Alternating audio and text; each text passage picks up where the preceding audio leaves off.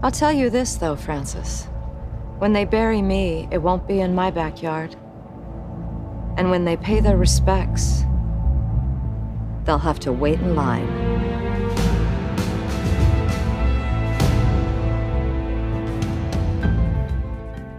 Accused of decades of sexual misconduct, the now much-investigated Kevin Spacey was shown the door on Netflix's House of Cards back in the fall of 2017. While Robin Wright's now president Claire Underwood declares in the November 2nd launching sixth and final season of the political drama that the reign of the middle-aged white man is over, the fact is that Spacey and his now deceased president Francis Underwood is still the dominating presence in the multiple Emmy winner based on Michael Dobbs' 1990s UK TV series. My first 100 days as president have been difficult. I lost my husband.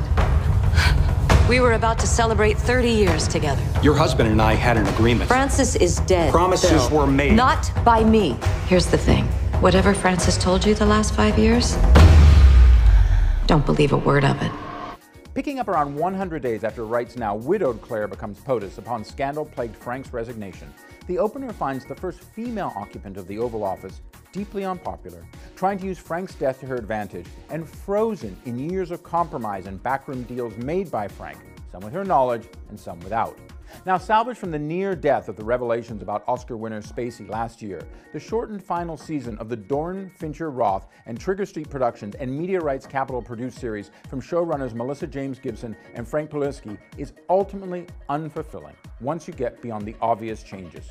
Even when Claire shows the men who really is, or rather really should be, the boss. And that's coming from a hardcore Cards fan and through great and not so great seasons like myself.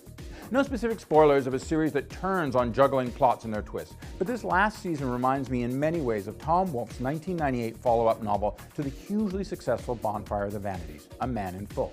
Finally arriving over a decade after Vanities from the notoriously deadline-missing Wolfe, the 742-page tale of extreme new American wealth and a stumbling, over-leveraged Atlanta real estate mogul just couldn't close the deal, or meet the standards of its predecessor with an ending that felt rushed and hacked together. And that's the same with Season 6 of House of Cards, which feels like the story that isn't quite the real story, if you know what I mean.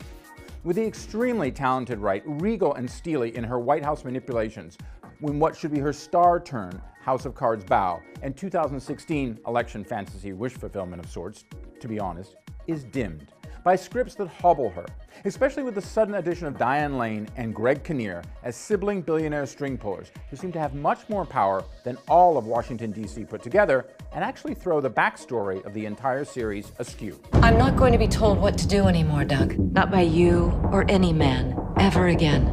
Guess which kind of people I'm done suffering. Michael Kelly is back as the Underwoods' deeply damaged, bloodless fixer and top aide, as is Patricia Clarkson, Constance Zimmer, and Campbell Scott, who is still conniving, but now Vice President of the United States. But the old House of Cards magic is little to be seen in what should be a liberation, not a sedation. Now perhaps you will think that is a rush to judgment. But as much as it could be annoying that Spacey's Frank rarely met a rival he couldn't best, there was a method to the madness of House of Cards before, and a blueprint in the original series. As much as Frank, with Claire often as his co-conspirator, enjoyed a good fight on his way up the power chain, his ambitions were actually fundamentally risk-adverse, preferring to have his victories come after meticulous strategizing and sneak up on his opponents at a glacial pace.